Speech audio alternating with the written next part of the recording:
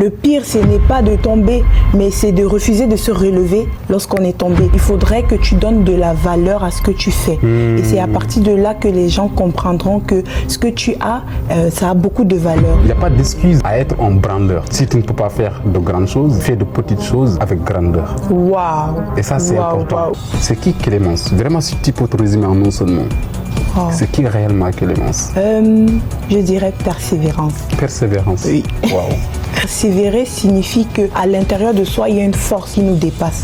C'est pas par nos propres moyens, c'est pas charnel. La persévérance, c'est vraiment, ça dépasse l'entendement parce que l'extérieur te montre qu'il n'y a plus d'issue. Mais il y a quelque chose à l'intérieur de toi qui te dit, peut-être tu ne vois pas, mais ne te base pas sur ce que tu vois. Base-toi sur ce que tu ne vois pas. C'est pour cela qu'on dit dire oui à tout le monde, c'est dire non à soi-même. Que 2 minutes à penser à faire quelque chose ne valent rien comparé à 2 minutes à faire quelque chose. Il a dit, derrière les 999 fois, j'ai appris comment ne pas faire, qu'est-ce qu'il ne faut pas faire pour créer cette ampoule. Et aujourd'hui, je l'ai réussi. C'est ça, c'est très important, la persévérance. Si tu as déjà une idée que tu penses qui pourra se concrétiser et produire quelque chose de meilleur, lance-toi. Bonjour à tous, bienvenue dans cet nouvel épisode pour votre fameux podcast Ascension. Ascension, c'est un podcast qui change une vie, où on invite des gens, des jeunes talentueux, entrepreneurs ou pas, qui vont nous raconter leurs histoires, leur parcours, leurs passions. Parce que oui, derrière chaque individu se cache une histoire. Et l'histoire de quelqu'un peut être le déclic de ton avenir. Et aujourd'hui, on a ce privilège d'avoir reçu Clémence. Comment ça va, ma chère? Ça va bien, Mr. Sec, et toi? Oui, ça va très bien. Déjà, je te remercie et je pense que c'est la deuxième fois ça sera la deuxième fois du coup qu'on va prendre une discussion assez sérieuse. La dernière fois, j'avais eu l'impression d'être en face d'une personne respectueuse, d'une personne en tout cas talentueuse surtout dans son domaine. C'est pour cela que je t'ai invité aujourd'hui. Merci pour ce privilège que tu m'accordes dans ton plateau.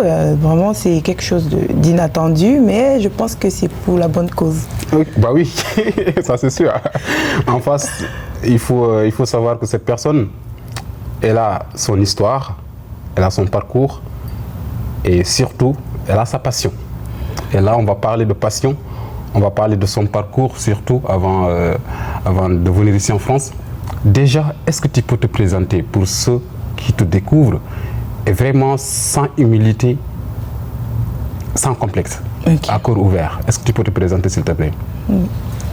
Pour me présenter, je suis Tounji Wanji Clémence Laure, d'origine camerounaise, basée en France.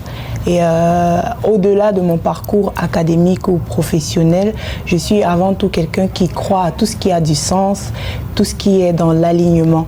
Et j'ai étudié dans le passé la comptabilité, du marketing, et aujourd'hui je suis dans une école de mode. Je crois fermement que mes valeurs font qui je suis aujourd'hui et ma foi est profondément liée. Cette foi-là me permet de rester debout, elle me permet de donner un sens à tout ce que je fais. Alors je suis une personne en constante évolution, une personne qui cherche à impacter au travers de ce qu'elle fait et ce qu'elle crée. Ça c'est intéressant ça. Quelle présentation. Je vous dis, là il faut vraiment rester jusqu'à la fin de ce podcast pour connaître cette personne. Merci beaucoup, merci pour cette belle présentation. Alors, qui était Clémence avant de venir ici en France? Ça c'est une très bonne question parce que plus le temps passe et plus les choses changent et il faudrait s'adapter. Alors celle que j'étais auparavant, c'était une jeune adolescente parce qu'avant de me retrouver en France, j'étais encore dans les 20 ans, 21 ans, cette tranche-là. Et mon parcours en France n'a pas toujours été linéaire. Donc, du pays à la France, ça n'a pas été facile parce que dans le passé, j'ai étudié la compta, comme j'ai si bien dit, et après la compta, j'ai fait le marketing. Mais une fois arrivé en France. Au Cameroun? Non. Une fois arrivé en France, j'ai fait du marketing. Et dans le passé, j'ai fait de la comptabilité. Donc, j'ai eu une licence en comptabilité. Et mon projet de vie restait le même. Mon projet, c'était vraiment d'évoluer dans le milieu de la mode. Et après mes résultats, après avoir obtenu mon diplôme, je me suis dit, bon, que faire pour pouvoir évoluer dans ce domaine, parce que c'était vraiment quelque chose qui me passionnait. Donc ça n'a pas été facile parce que les réalités m'ont rattrapé très vite et je me suis rendu compte que les écoles de mode en France n'étaient pas très abordables, étaient très coûteuses. Donc il a fallu que je sois stratégique et après j'ai vu mes parents, nous avons échangé et des parents étaient d'accord par rapport à ce projet-là. Projet de mode. Projet de mode, oui. Ils ont vraiment pris à cœur. Ça, c'est au Cameroun ou bien même au Cameroun. Ah, c'était vraiment au Cameroun? Oui, au Cameroun, parce que depuis le Cameroun, je faisais déjà de petites créations. D'accord. Je cousais, ma maman m'a acheté ma première machine à coudre à mes 21 ans. Incroyable. Et beaucoup pourraient penser que cette machine, c'est comme une machine comme tous les autres, mais je voyais en elle quelqu'un qui disait « je crois en toi ». Et c'est vrai, mon papa, il est comptable de formation, mais mon papa, lui aussi, il m'a encouragé dans ce que je comptais faire, parce qu'après avoir obtenu mon diplôme en comptabilité, c'est tout à fait normal de continuer dans ce sens-là. Mais moi, j'avais quelque chose d'autre qui m'animait. Et donc, à partir de ce moment-là, vu que les études étaient très coûteuses, il a fallu être stratégique. Et donc, j'ai utilisé une autre alternative qui était de passer par une formation en communication. Et c'est ce qui m'a permis d'entrer dans le territoire français. D'accord, d'accord. Donc, si je comprends bien, tu étais vraiment passionné, on va dire, de tout ce qui est mode, de tout ça, couture, création, avant même de venir ici en France. Oui, oui, oui. Et maintenant, donc, et comment tu as pu, on va dire, gérer les deux choses? Parce qu'il y a une chose, on va dire, du côté professionnel pour que tu viennes ici, et l'autre chose, c'est ta passion. Parce qu'en fait, parfois, tu vois, il y a un déséquilibre. C'est vrai. Comment tu as pu gérer les deux choses en même temps? Premièrement, je compte faire une petite remarque qui est que je ne voyais pas mes études comme un obstacle à ma passion. Je crois que les deux s'allient très bien et chacune d'elles peut se compléter, quoi. Parce que la comptabilité, comme je dis, elle m'a permis de prendre conscience des chiffres, des finances. Elle m'a permis aussi de me voir en tant qu'entrepreneur, comment gérer une entreprise. Le marketing, de son côté, m'a permis de voir comment vendre ce que je crée. Donc, comment mettre en valeur ce que je propose. Et puis, la mode, c'est elle qui me permet de donner vie à ce que je veux proposer. Donc je vois qu'il y a vraiment un lien entre les trois. Il ne faut pas dissocier. Donc les études ne m'empêchent pas de rêver et je ne dois pas voir ma passion comme quelque chose qui sert d'obstacle à mes études. Au contraire, je cherchais à être disciplinée. Alors je sais faire la part des choses, mais tout a un lien. Donc je n'ai pas vraiment trouvé de difficulté à pouvoir allier les autres parce qu'ils s'allient très bien. Vraiment, tu as de la chance. Tu as de la chance parce qu'en fait, il y a beaucoup de gens, par exemple, qui veulent entreprendre comme toi, qui veulent entreprendre, mais malheureusement, comme je te dis, il y a un déséquilibre. Par exemple, si leurs études et leurs passions ne s'alignent pas, là, c'est vraiment quelque chose quand même de... Mais toi, tu as vraiment de la chance. Ça, c'est parfait. Ça, c'est parfait. Et donc, arrivé ici en France, déjà, on va parler de difficultés avant même de parler... oui, parce que je sais, malheureusement, c'est comme ça, c'est la réalité. Beaucoup de gens vont subir ça. Si vraiment on vient d'arriver, du coup, on va souffrir. Ça, c'est normal au début. Mais toi, est-ce que tu as rencontré certaines difficultés, par exemple? Parce qu'en fait, je pense que tu es venue en tant qu'étudiante. C'est ça. D'accord. Donc, est-ce que tu as rencontré certaines difficultés? Parce qu'il y a pas mal d'étudiants quand même qui vont nous regarder. Les difficultés, j'ai rencontré pas mal. Mais je dirais qu'une des difficultés qui m'a vraiment impactée, c'est le problème de renouvellement de titre de séjour en France. Parce que cette difficulté-là a fait naître d'autres problèmes à côté. Et c'était vraiment en 2024, lorsque mon titre de séjour devait arriver à son terme, j'ai fait une demande de renouvellement. Mais sans retour de la préfecture, ça a duré 1 an et demi. Je n'avais pas de papier. Et c'était tellement difficile pour moi entre la poursuite de mes études, entre pouvoir gérer les charges et aussi se trouver de quoi mettre sous la dent. C'était vraiment pas évident. Mais je n'ai pas vu ça négativement parce que j'ai compris aussi que cette difficulté m'a aidé à voir les choses autrement. Parce que beaucoup se découragent. Moi aussi, j'avoue, j'ai été découragée. Mais ma foi aussi, elle n'a pas répondu à toutes mes questions, mais elle m'a permis de tenir bon. Parce que je me disais que c'est pour une raison. Rien n'arrive au hasard. Et le pire, ce n'est pas de tomber, mais c'est de refuser de se relever lorsqu'on est tombé. Donc moi, j'ai dit non, je ne peux pas rester comme ça. Et c'est alors que j'ai fait ce qu'il fallait. J'ai entamé les démarches.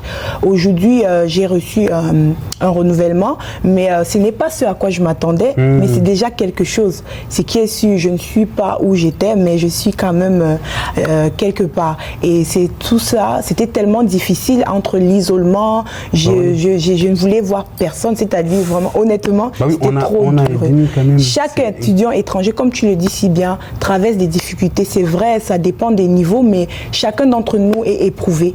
Et ce qui est plutôt positif, c'est que tous ceux qui tiennent bon finissent par s'en sortir. Et je crois que c'est mon cas aujourd'hui. Ça, c'est beau, ça. Tu vois, ce podcast, on parle de passion, on parle de parcours, on parle d'histoire, mais aussi on parle de développement personnel. Et toi, tu as des citations, tu as des... Vraiment, en fait, oui, tu vois, le truc verbal, ça parle vraiment, c'est le dev perso. Et ça, j'adore. Ok, donc, ça veut dire que un an et demi, du coup, tu étais vraiment en isolement. Tu étais, on va dire, en phase très, très compliquée. Non, mais comme tout le monde, comme tous les étudiants. Après, comme tu as dit, il y a des niveaux, tu vois. Mais, par exemple, tout ce qui est démarche, logement, ça va. Logement, j'ai oublié de préciser, en arrivant en France, il y avait une sœur qui m'a accueillie. Donc, les premières années, je ne payais pas de logement et j'étais vraiment sous son aile. Je vivais avec elle en colocation et c'est elle qui a été là pour moi pendant 1 an et demi, pratiquement 2 ans. Et c'est après que moi, je me suis cherchée. Donc, j'ai vraiment pas eu de soucis en termes de logement et je pense que c'est ça. Hein. Ok, donc c'était en quelle année déjà que tu étais venue? Je suis arrivée en 2023, septembre. Septembre 2023? Septembre 2023. D'accord, ok. D'accord, ok. Et voilà, à travers ça, du coup, si je comprends bien, on l'avait déjà au Cameroun, tu avais ta licence? Oui, j'avais ma licence et là, il était question d'intégrer un master. Effectivement, ici. Mais master en mode était un peu très coûteux, donc je suis passée par un master en stratégie des marques et communication de la marque. Et c'est là que je suis arrivée en France. J'ai fait un premier master en stratégie des marques et par la suite, j'ai fait un concours d'entrée dans une école de mode. Donc l'école dans laquelle je me retrouve, c'est grâce au concours que j'ai validé. Et c'est ce qui m'a permis de continuer mes études en mode. Tout était planifié en fait. Incroyable. Et tu as un parcours inspirant. C'est incroyable. Et donc en fait, toi, tu as toujours ce sens-là d'avoir des opportunités pour que vraiment ta passion et tes études se lient. Exactement. Tout ce qui est concours, mais c'est incroyable, c'est magnifique. Donc franchement, encore une fois, félicitations. Merci. Et donc là, si vraiment, avant même de parler de ta passion, parce que je sais que tu aimes bien ça, je sais, voilà. Donc avant même de parler de ça, est-ce que tu peux nous dire la situation que tu ne vas, on va dire, jamais oublier dans ta vie?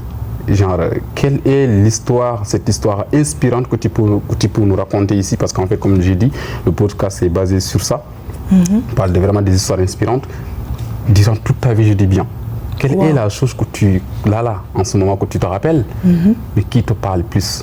Vraiment une situation, que ce soit difficile, que ce soit même facile, tu vois. Waouh. Mais que tu te rappelles? Que je me rappelle. Ta jeunesse ou maintenant? La situation qui me parle le plus, je retourne au pays encore une fois. C'était à cette période, j'avais entre 19 et 20 ans. Et j'avais été sollicitée pour concevoir des tenues de théâtre, donc des tenues pour un groupe de danse dont je faisais partie. Okay. Mais ils cherchaient quelqu'un qui va concevoir des costumes, des tenues de danse. Au départ, vu que je faisais partie de l'équipe, je m'étais dit pourquoi pas le faire gratuitement, vu que oui c'est vrai je suis passionnée et vu que je fais partie de l'équipe, pourquoi ne pas le faire comme ça sans demander quelque chose en retour. Mais bizarrement quelque chose m'a dit non. Ton talent ne te sert pas seulement à faire ça gratuitement. Il faudrait que tu donnes de la valeur à ce que tu fais. Et c'est à partir de là que les gens comprendront que ce que tu as, ça a beaucoup de valeur. Et à partir de ce moment, je me suis dit, mais pourquoi je voyais les choses comme ça? Parce qu'aujourd'hui, si je veux faire vraiment un bond, aujourd'hui je vis de ça. Mais si j'étais du genre, je reste focalisée dans le fait de faire pour le plaisir, ça n'allait pas, je ne serais pas où je suis aujourd'hui. Alors j'ai décidé vraiment de donner de la valeur à mon travail et je leur ai dit, voilà ce que je peux prendre ou ce que je peux vous facturer avec tout ce boulot, parce qu'il faut avouer que j'ai fait près de 100 tenues. Ah ouais? Oui, de costumes de danse. Au Cameroun? Oui, au Cameroun. Incroyable. Et c'était différentes tenues en fonction du style de danse. Il y avait du hip-hop, de l'afro. J'ai fait des ensembles cargo avec des chapeaux, j'ai fait des vestes, j'ai fait des bombers en cuir, j'ai fait tellement de choses. Et bon, avec l'aide de ma famille aussi et des amis, comme je t'avais parlé des amies allemandes, il y en a une qui m'a aussi aidé à concevoir ces tenues. Donc à partir de ce moment, j'ai eu vraiment un grand déclic parce que je me suis dit, c'est vrai, j'ai étudié beaucoup de choses dans mon passé, mais qu'est-ce qui peut me pousser à aller de l'avant, même si je rencontre des difficultés sur mon chemin? Et donc voilà, la raison pour laquelle je n'ai jamais abandonné la mode, c'est justement parce que j'ai toujours pensé qu'il y a de la valeur dans ce que je fais. Et à partir de ce moment-là, je me suis dit, il faut foncer. Et peu importe, c'est vrai que ça a été difficile une fois arrivé en France, mais malgré tout, j'ai tenu bon. Et il y a une parole aussi dans la Bible qui dit que l'épreuve produit la persévérance et la persévérance forge l'expérience. Et cette parole, je m'accroche toujours parce que je me dis, les épreuves, c'est pas pour rien. Donc si tu es éprouvé, c'est vraiment pour une raison. Exactement. Et la preuve, je suis debout aujourd'hui, ça va pas totalement, mais j'ai un autre regard. Je ne suis plus celle-là qui déprime, celle-là qui se décourage facilement. En fait, je vois que derrière cette épreuve-là, vu que les épreuves aussi font partie du chemin. C'est ça. Oui, je vois que derrière, il y a quelque chose qui se cache. Incroyable. Et c'est comme ça que, bon, aujourd'hui, je peux dire, bon, c'est une histoire qui m'a marquée et que je ne peux jamais oublier parce que si je ne me voyais pas comme ça ou si je ne changeais pas mon paradigme des choses, je ne serais pas ici aujourd'hui. Peut-être je ferais même une autre filière que je n'aime pas ou qui ne me passionne pas. Donc, ou même en fait, c'est tellement inspirant ce que tu viens de raconter là. Parce qu'en fait, si tu avais fait ça gratuitement, oui, ils vont aimer et tout, mais toi derrière, tu vas, en fait, c'est à la fin que tu vas te dire, ah non, attends, j'ai fait 100 tenues comme ça gratuitement. C'est pas si même toi, en fait, tu vas jamais te pardonner. Hein. Oui, et il faut s'avouer que le temps, c'est de l'argent, on le dit très souvent. Exactement. C'est vrai, c'est bien de vouloir servir les gens, être généreux, mais avec les limites. Parce que tu ne peux pas faire quelque chose de bien à ton propre détriment. Il faut aussi penser, on dit la bonne charité commence par soi-même. Si je prends mon temps pour coudre des tenues, pour me déplacer, aller chercher le tissu, prendre les mesures et tout ça, est-ce que vraiment dans tout ça là... Est-ce que toi tu es en paix même? Est-ce que tu es en paix au fond de toi? C'est ça la paix parce que... C'est pour cela qu'on dit, dire oui à tout le monde, c'est dire non à soi-même. Tu vois, donc en fait, parfois, oui, il faut être gentil. Mais il faut avoir des limites, comme tu as dit. Ça, c'est vrai. Ça, c'est très important. Et tu as parlé des épreuves. Les épreuves, je pense que c'est, comme j'ai l'habitude de dire, moi, je pense que ce sont ces épreuves-là qui me forgent. Après, je dis personnellement, parce qu'il y a des gens qui voient ça autrement, tu vois. Moi, dès que j'ai une épreuve, comme on dit, derrière chaque épreuve se cache une facilité, se cache une réussite. Donc, dès que j'ai une épreuve, je sais que derrière ça, là, il y a quelque chose qui m'attend. Imagine, par exemple, si j'ai une ambition, mais j'ai un objectif, là, par exemple, allez, je dis par exemple, demain, je vais faire une démarche ou quelque chose comme ça, importante. Et là, tout de suite, j'ai une épreuve, je dis, waouh, cette démarche-là va aboutir. C'est vrai. Je suis comme ça, quoi, tu vois, je suis comme ça. Mais quand même, ça, c'est intéressant. Et donc, à travers ça, après ça, tu as eu à avoir de l'expérience, tu as gagné un petit peu, même si c'est un petit peu d'argent, tu vois. Les gens aussi vont te féliciter et vont surtout te respecter par rapport à ça. Exactement. Parce qu'en fait, tu as posé tes limites. Ça, c'est vrai. Et ça, j'adore. J'adore. C'est pour cela, en fait, c'est pas un hasard quand tu es là, c'est pas un hasard, en fait. et je t'assure, hein. Non, c'est intéressant. Et donc, Clémence en France. Oui. Ok, c'est très bien, tu es en master, c'est très bien. Voilà, là, maintenant, on va dire, tu as survécu quand même, parce qu'il y avait des difficultés derrière. Tu as survécu, si je peux le dire. Et après, maintenant, tu vis pleinement de ta passion, on est d'accord? Oui. Là, je vis pleinement de ma passion. Avant, c'était études qui n'étaient pas forcément dans le même domaine. Aujourd'hui, je poursuis des études en mode. Donc, si ce que j'apprends en cours me sert dans mes projets personnels et inversement. Donc, je vis vraiment de ça. C'est vrai, par rapport au travail, je ne me retrouve pas toujours dans ça. Mais pour subvenir à mes besoins, c'est principalement la mode. Donc, je vis de ça. Ouais, tu fais ça à côté. Oui. Ouais, tu fais ça à côté. Même après, je pense que j'ai même, je vais me permettre de dire ça. Voilà, j'avais amené mon petit boubou. Tu l'as fait. Ça, je te remercie pour ça. En plus de ça, vraiment, tu es talentueuse dans tout ce que tu fais. Donc, j'ai voilà, même les photos, on va mettre ça en montage. Vous allez voir les photos de tout ce qu'elle est en train de faire. C'est impressionnant, tu vois, en tant qu'une femme vraiment brave, courageuse, entrepreneuse, c'est incroyable. Alors, et si tu peux te résumer en un seul mot, c'est qui Clémence? Vraiment, si tu peux te résumer en un seul mot, c'est qui réellement Clémence? En un seul mot, un seul mot. Je dirais persévérance. Persévérance. Oui. Waouh. Parce que vraiment, ma vie se résume à ça. Ok. Je dirais persévérance. Pourquoi? Parce que j'ai appris que il y a de grandes choses qui attendent toute personne qui persévère. C'est très facile de se décourager dès le premier obstacle. On se dit, bon, c'est pas bon, c'est mort, j'en peux plus. Mais persévérer signifie qu'à l'intérieur de soi, il y a une force qui nous dépasse. C'est pas par nos propres moyens, c'est pas charnel. La persévérance, c'est vraiment, ça dépasse l'entendement parce que l'extérieur te montre qu'il n'y a plus d'issue. Mais il y a quelque chose à l'intérieur de toi qui te dit, peut-être tu ne vois pas, mais ne te base pas sur ce que tu vois. Base-toi sur ce que tu ne vois pas. Et comme on dit, les grands philosophes disent que ce qui est invisible est d'abord avant ce qui est visible. Donc il faut voir au-delà de ce que tes yeux peuvent voir.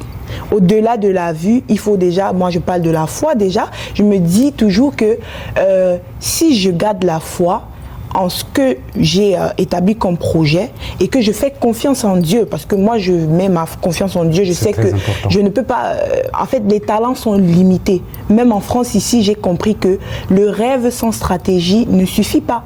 Tu peux être très très talentueux, mais si tu n'es pas cadré, si tu n'as pas de discipline, si tu n'es pas organisé, tu ne pourras pas atteindre tes objectifs. Incroyable. Et donc cette persévérance m'a permis de tenir bon malgré les soucis. La persévérance, ce n'est pas l'absence de fatigue ou de doute. La persévérance, c'est vraiment rester debout malgré la difficulté. C'est de croire que tout peut y arriver, même si c'est incroyable. Même si c'est difficile, il y a une solution. Parce que avant même que le problème ne se pose, la solution précède le problème. Je suis d'accord. Donc moi, je crois que vraiment la persévérance me définit parce que les épreuves, elles ont toujours été là. Et puis j'aimerais aussi souligner que l'épreuve n'est pas synonyme de mauvais chemin.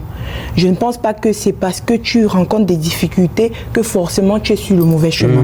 Parce que je pense qu'il y a des épreuves qui font partie du chemin. Ça, c'est important. Il y a des détours qui te mènent vraiment à ta destination. C'est ça, exactement. Donc vraiment la persévérance, c'est le mot qui me définit le plus. Waouh, c'est la persévérance. Ouais, ça me parle beaucoup parce que c'est comme tu as dit, en fait, surtout si tu es vraiment dans un monde, on va dire, entrepreneurial, même si, bon, oui, dans un monde, là, je généralise, en fait, tu ne peux pas vivre sans épreuve. L'homme en tant que tel ne peut pas vivre sans épreuve. Si vraiment, même la dernière, j'ai fait une vidéo tout récemment, là, je parle de ça. Parce qu'en fait, les épreuves sont là pour nous forger, les épreuves sont là pour nous enseigner, tu vois. C'est ça, en fait. Il y a Nelson Mandela, je pense, c'est lui qui l'a dit. En fait, je ne suis jamais tombé, tu vois. Soit je gagne, soit j'apprends. C'est vrai. Derrière chaque épreuve, soit tu apprends la leçon, et soit tu gagnes, tu as réussi ce que tu voulais. C'est vrai. Tu vois. Et l'autre là qui a créé cette ampoule-là, qu'on voit, lui, en fait, il a fait presque 999 fois pour créer une ampoule électrique. On lui a posé une question. Mais pourquoi tu as toujours été persévérant? Pourquoi tu as continué jusqu'à 999 fois. Et la millième fois, c'est là qu'il a réussi à le faire. Il a dit, derrière les 999 fois, j'ai appris comment ne pas faire, qu'est-ce qu'il ne faut pas faire pour créer cette ampoule. Et aujourd'hui, je l'ai réussi. C'est ça c'est très important, la persévérance. Donc du coup, ça c'est un seul mot vraiment. Clémence égale persévérance. Vraiment un beau mot quand même je pense que qui va beaucoup parler surtout de ceux qui nous écoutent. Et derrière cette persévérance-là, est-ce que parfois tu avais des doutes? Parce que parfois aussi, on est que l'être humain, on a des doutes. On a des doutes jusqu'à ce qu'on te dise même, là c'est foutu ma vie. Des doutes, oui. Est-ce que ça t'arrive? Oui, et plusieurs fois. Plusieurs fois même. Des doutes arrivés, surtout liés à la situation de papier. Je me suis dit, peut-être je ne suis même pas sur le bon chemin. Voilà. Oui, qu'est-ce que je fous? Parce que tout va à l'encontre de ma volonté. Donc plusieurs fois j'ai douté, plusieurs fois je me suis dit, peut-être que je me trompe de chemin. J'ai beaucoup douté, surtout à une période où les études me demandaient totalement mon énergie, mon argent, mon temps. J'étais totalement épuisée, découragée. Et tout comme certains de mes camarades arrivaient à la 3e année de mode, c'était vraiment un programme condensé, un programme de 3 années en un. Et on avait,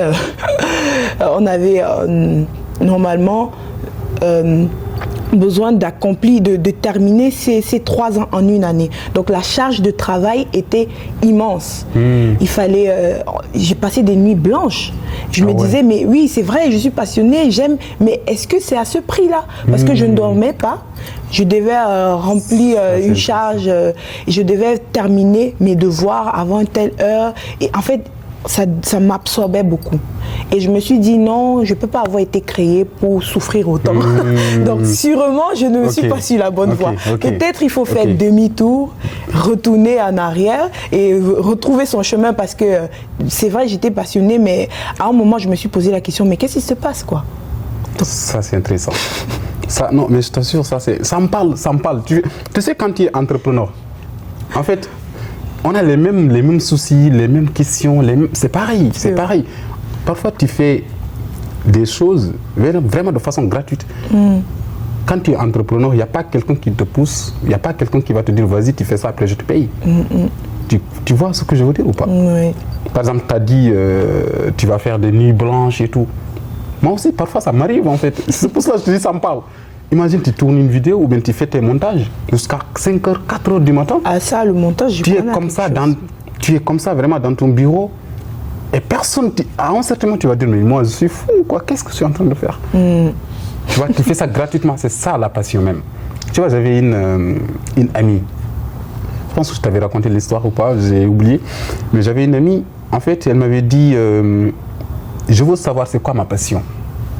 Aide-moi vraiment à retrouver ma passion. J'ai dit, ok, vas-y, dis-moi, qu'est-ce que tu aimes faire? Là, tes études, c'est sur quoi? Elle m'a parlé de l'agronomie. J'ai dit, ok, agronomie, d'accord. Et elle dit, je pense même que c'est ça ma passion. J'ai dit, ah ouais, ok. Donc, je lui ai dit, si on te ramène au Sénégal, là, elle est en France. Je dis, si on te ramène au Sénégal, parce qu'en fait, il y avait pas mal de projets là. Je vais faire quelques pubs. C'est Jeff Zone. Jeff Zone, c'est vraiment c'est un grand entrepreneur qui est en train de mettre ça en place depuis très longtemps même. Tu vois. Là, les gens viennent partout dans le monde, tu vois. Même, tu vois, les Blancs et tout, aux États-Unis, qui reviennent vraiment au Sénégal juste pour se former dans Jëf Zone, tu vois. C'est dans les champs, la culture, la culture, c'est ça. L'agriculture. L'agriculture, exactement. C'est vraiment dans l'agriculture, l'agro, mais avec beaucoup plus avancé, on va dire. Ok. C'est vraiment beaucoup plus avancé, quoi. Agroalimentaire et tout. Après, elle, je lui ai dit, quand toi, si on te ramène au Sénégal, dans les champs de Jëf Zone, on te dit vas-y, tu te formes de 3 mois ou même plus, sans qu'on te paye. Tu vas accepter ou pas? Elle a rigolé. Elle a dit non. Tout de suite, elle a dit non. Elle a dit non. Bah, ça, je ne peux pas. Je suis en France, je retourne au Sénégal, je travaille là-bas sans être payé. Non. Ça, je ne peux pas. Dès qu'elle m'a dit ça, je te dis, trouve une autre passion, ça, c'est pas de ta passion. Tu vois, ça, en fait, ça prouve que la personne n'est pas prête vraiment pour vivre sa passion, tu vois. Quel moment, vraiment, tu as senti que ça, ce n'était plus un hobby? Très bonne question. À quel moment? Je dirais pas, je ne me rappelle pas très précisément du moment, mais la période où j'ai senti que ce que je faisais, c'était plus un hobby, mais c'était vraiment une passion. C'était quelque chose qui vivait en moi. C'est lorsque j'ai commencé à faire des vêtements, pas pour le plaisir, mais c'est vraiment l'envie de créer et de donner vie. Parce qu'il m'arrivait de n'avoir plus conscience du temps. Lorsque ma maman m'achetait ma machine, à mes 21 ans, je cousais, je m'oubliais des fois. Des fois, je passais des nuits à coudre. Ma maman, elle sort de la chambre, elle se dit, mais Clé, tu ne dors pas, tu vas partir dormir à quelle heure et tout. Je dis, attends, moi, je finis d'abord ça. En fait, chaque fois que je disais je finis, je finissais jamais. Ah ouais. Parce que moi, je me disais toujours, il faut que je termine avant de me lever de cette chaise. Mais à cette période-là, je me disais, mais ça, c'est plus quelque chose que je fais juste pour faire. Et ce qui m'a fait me rappeler que vraiment c'était plus qu'une passion, c'est quand j'étais en seconde, j'avais cousu une tenue pour la remise de notre certificat. Et il y a une camarade à moi qui m'avait dit que toi Clémence, même si tu échoues à l'école, tu peux pas échouer dans la vie parce que tu es trop talentueuse. Et quand elle m'a dit ça, c'est vrai, je ne connaissais pas l'ampleur de ces mots. Parce qu'aujourd'hui où je me retrouve, je me rends compte que des gens voyaient déjà en moi ce que je ne voyais pas. Ça, c'est intéressant. Et c'est ça qui m'a vraiment marqué. Je me suis dit, ça, c'est plus une passion. Parce que quelque chose qui te fait oublier le temps, qui te pousse à te dépasser et qui te permet de servir les autres, ça, c'est plus un hobby, c'est une partie de toi. Et c'est à ce moment-là. Ça, c'est important, ça me parle en fait. Et je t'assure, on a presque les mêmes, tu vois, les mêmes, quand je te dis, les mêmes histoires, des petites histoires comme ça. En fait, les entrepreneurs sont comme ça, tu vois. Moi, ce qu'on m'avait dit, c'est quoi? Quand j'étais vraiment au collège, lycée, quand vraiment il y avait par exemple des devoirs, des examens et tout ça, j'étais toujours ce quelqu'un-là qui va être devant, vraiment, où tout le monde avait peur, hein, devant et dire non, ça va aller les gars. On va y arriver, tu vois. On me connaissait vraiment dans ça, tu vois. Ou même je vois par exemple un camarade de classe qui est comme ça timide, ou bien qui avait peur et tout ça. Je viens à côté de toi, je dis, qu'est-ce qui se passe? Je te pose des questions. Wow. Je te jure, j'étais ce quelqu'un-là. Et même, c'est maintenant que je repense à tout ça, ou même mes amis me disent, mes anciens camarades, qui sont toujours mes amis, ils me disent, mais toi, on savait déjà que tu vas faire tout ce qui est développement personnel. Parce que tu m'avais toujours donné des conseils, même si on n'a pas besoin. Oui, c'est vrai. C'est ça qu'on me disait. Donc toi, c'est pareil, tu vois. Tu fais vraiment de la couture et tout, mais tu ne savais pas derrière. Non. Ça va vraiment être je pouvais même ta pas passion. Imaginer que ça allait, parce que moi j'ai suivi des études différentes et même au collège j'ai fait filière B, en anglais c'est littérature, et j'ai fait les maths, j'ai fait l'économie, la géographie et l'informatique. Donc ça n'avait rien à voir avec la couture, la mode et tout. Donc je ne pouvais pas m'imaginer. Incroyable. C'était vraiment magnifique. Quelque chose qui était en moi. En fait, elle m'a toujours habité. C'est pas que c'est né comme ça. En fait, c'est quelque chose qui est dans mes gènes. Après, il y a mon papa qui m'a dit que mon grand-père était tailleur. Peut-être c'est quelque chose que j'ai hérité. Bah oui. Parce que comme on dit, il y a une genèse à tout. Donc... Bah oui. Ok, c'était caché, mais maintenant c'est révélé. Exactement. C'est important, c'est important. Donc là, ça va nous rester quelques petites minutes. Mais avant juste ça, j'aimerais bien quand même savoir, parce qu'en fait, parfois, par exemple, si tu es entrepreneur, on te dit, avant de commencer, il faut vraiment attendre jusqu'à ce que ça soit parfait. Avant d'entreprendre, parfois j'entends ça, d'accord? Là, moi, en fait, je me pose, là, vraiment, je me considère comme étant vraiment, on va dire, le peuple, la communauté qui nous suit, qui avait ces genres de questions-là, d'accord? Je ne me positionne pas comme étant, ouais, non, il faut oublier ça, d'accord? Donc, toi, est-ce que vraiment tu es d'accord avec ça? Il faut attendre que tout soit parfait pour commencer. Non, je ne suis pas d'accord avec ça et je suis très catégorique parce que il y a une parole qui dit que 2 minutes à faire quelque chose valent mieux que 2 minutes à penser à faire quelque chose. Waouh. Donc plus... Répète s'il te plaît. Répète en regardant la caméra s'il te plaît. Donc je disais que 2 minutes à penser à faire quelque chose ne valent rien comparé à 2 minutes à faire quelque chose. Donc ce qui est important, c'est l'action qui est menée. C'est vrai, on doit prendre le temps de réfléchir, mais plus tu réfléchis, jamais tu ne passes à l'action. Et vu que c'est vrai, l'homme a tendance à rechercher la perfection, quelque chose qu'on n'atteindra jamais dans la vie, ce qui le limite, c'est le fait de toujours vouloir que ce soit excellent. Et ça pousse les gens à se mettre des façades, à porter un masque, parce que des fois, ça va au-delà de qui on est. Incroyable. Donc, tant que tu restes qui tu es, tu n'as pas peur de faire des erreurs. Donc, au lieu d'attendre que tout soit parfait pour se lancer, si tu as déjà une idée que tu penses qui pourra se concrétiser et produire quelque chose de meilleur, lance-toi. Parce qu'il ne faut pas attendre que les choses soient parfaites. On apprend toujours et tout le temps. Donc, même lorsque tu penses que les choses sont parfaites, elles ne le sont pas. Parce que la preuve, c'est que toi, en tant qu'entrepreneur, je ne pense pas que tu as attendu que tout soit parfait. Non. Mais même si tu avais attendu, aujourd'hui, tu serais encore en train d'apprendre des choses. Parce que les erreurs sont humaines. Même les plus grands professionnels commettent des erreurs. Donc, attendre avant de se lancer ou trop réfléchir, c'est pas la bonne chose à faire. Le plus important, c'est d'avoir les outils qui te permettent de commencer. Et c'est en cheminement que l'on se rend compte que bon, voici ce qu'il faut améliorer, voici ce qu'il faut mettre de côté, parce que toutes les idées ne sont pas bonnes à concrétiser, c'est vrai. Mais il ne faut pas toujours trop réfléchir, sinon il faut passer à l'action. Il faut passer à l'action. Il faut passer à l'action. Et c'est à travers ça qu'on apprend. Exactement. Ça, c'est important. Et ça me fait même penser à Youssoupha, tu connais? Ah chanteur. Oui, Youssoupha, il rappe? Exactement, c'est un grand chanteur. Il dit, moi, j'aime trop ses paroles. Ses paroles, j'adore. Oui. Il y a une de ses paroles, il disait, il n'y a pas d'excuse à être un branleur. Si tu ne peux pas faire de grandes choses, fais de petites choses avec grandeur. Waouh! Et ça, c'est important. Wow. Tu vois, ça nous parle, tu vois. Et ça nous dit quoi? Ça nous dit que si tu attends, par exemple, que tout soit parfait, comme tu as dit, la perfection ne change jamais. En fait, l'homme est comme ça, tu vois. On est toujours... pas dire... ouais, on est reconnaissant quand même parfois. Oui. Mais parfois, on veut toujours plus, tu vois. C'est ça.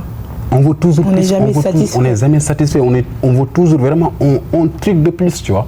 Donc, toi, tu commences avec ce que tu as. Tu as commencé. Et au cours de ton parcours, bah, du coup, tu apprends beaucoup de choses. Ça, c'est vraiment très important. Donc, il ne faut pas attendre si vous avez une idée. Commencez maintenant. Moi, j'ai commencé à faire des vidéos avec mon téléphone. Je t'assure. Même pas avec celui-là. C'était vraiment avec, on ne sait pas moi, allez, c'était quoi? C'était Samsung, je ne sais pas quoi. Et je te disais, je ne filmais pas, mais je faisais des audios. Oh. Imagine, tu donnes des conseils, mais des audios, juste, je m'enregistre et je prends une image, bah, du coup, je lance comme ça. Et ces vidéos-là, je t'assure, si, là, aujourd'hui, si tu rentres dans mon compte, je n'ai pas supprimé ça. Et ça, en fait, ça me fait revivre ces moments-là. Je dis ah ouais, je disais ah ouais. Là, j'ai commencé vraiment par ça. Et là, maintenant, je suis avec ma caméra et tout. C'est ça aussi l'outil, c'est ça l'importance en fait, on va dire, de la vie, on va dire professionnelle, même entrepreneuriale, tu vois. Donc, il faut toujours commencer petit. Et un jour, on va grandir ensemble. Oui, on commence tous quelque part, même si on ne commence pas tous au même niveau ou avec les mêmes outils. Le plus important, c'est de se lancer. Il faut commencer. Commencer, donc il faut commencer les gars. Commencer. Et pour finir, là, on arrive vraiment à la fin. Est-ce que tu as vraiment un dernier mot? Est-ce que tu as une, on va dire, une surprise, pourquoi pas? Une surprise? Je sais pas. Je n'ai rien préparé, moi. Ok.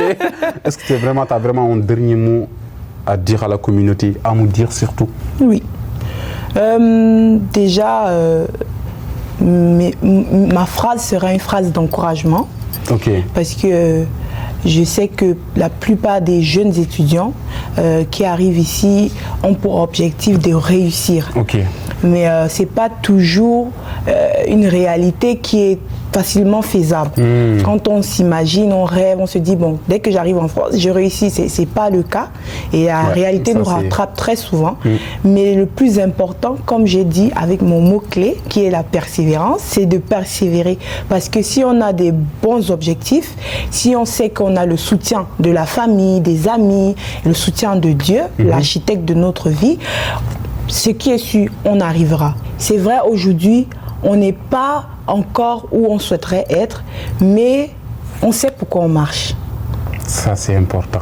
Ça, c'est important. C'est le mot qui nous servira, ça, c'est sûr et certain. Il faut toujours être persévérant. Ça, c'est très important. C'est dans la persévérance qu'on se construit. C'est dans la persévérance vraiment qu'on aboutit, on va dire, à cette chose-là qu'on a toujours rêvé, qu'on a toujours voulu, on va dire. Et donc, merci beaucoup. Vraiment, je tenais à te remercier encore et encore pour ton temps, pour ta disponibilité. Et prochainement, comme je t'ai dit, c'est toi qui vas me poser des questions. Parce que là, vraiment, tu as un talent de journaliste. Hein. Je te dis, tu communiques bien, tu t'exprimes très bien, tu es courageuse, tu vois, tu aimes bien ce que tu fais. Continue, il faut vraiment continuer de persévérer. Merci de voir ce qui est en moi que je ne vois même pas. Merci, c'est encourageant. Franchement, c'est normal, t'inquiète pas, c'est normal. C'est normal, je suis là pour ça. Et puis voilà, si vraiment on peut aider, pourquoi pas? Tu vois. Et surtout, n'hésitez pas de mettre en commentaire si vous voulez avoir, on va dire, bon, déjà on va mettre quelques images, vous allez voir. Et pourquoi pas même mes contacts, ou bien même, voilà, ces contacts, ça dépend. Donc du coup, pour nous contacter, pour avoir ce dont vous avez besoin dans ce qu'elle aime, sa passion, tout ce qui est mode, couture, etc. etc. Bon, avant de finir, j'aimerais bien vous dire, si vous n'avez pas encore lu ce livre, il faut le lire. D'accord? C'est Étudiant étranger, mon histoire, peut-être ton histoire, de Hamidou Seck. Voilà. Donc, c'est moi qui l'ai écrit il y a 4-5 mois. C'est l'histoire de tout un chacun, si vous êtes étudiant étranger ou bien si vous avez été étudiant étranger, que ce soit en France, aux États-Unis, etc. N'oubliez pas, on va mettre en description le lien pour commander le livre et les contacts aussi à contacter si vous êtes en Guinée. Tu vois, au Mali, c'est bientôt. Au Sénégal, si vous êtes ici en France, c'est livraison gratuite. Donc, n'hésitez pas. Une dernière chose, une petite annonce pour vous dire, si vous connaissez Karamou, si vous ne connaissez pas Karamou, c'est le moment de connaître Karamou Sangaré qui a un concert éducatif sur le digital, le développement personnel, l'entrepreneuriat en général. Le 12 septembre, ici à Paris, ça va être magnifique, comme il a fait au Canada, comme il a fait au Bénin, au Sénégal. Là maintenant, c'est Paris pour la 12e édition du concert éducatif, surtout pour les entrepreneurs. Donc n'hésitez pas de venir et on se dit à très bientôt avec une nouvelle personne comme Clémence qui va nous raconter son histoire.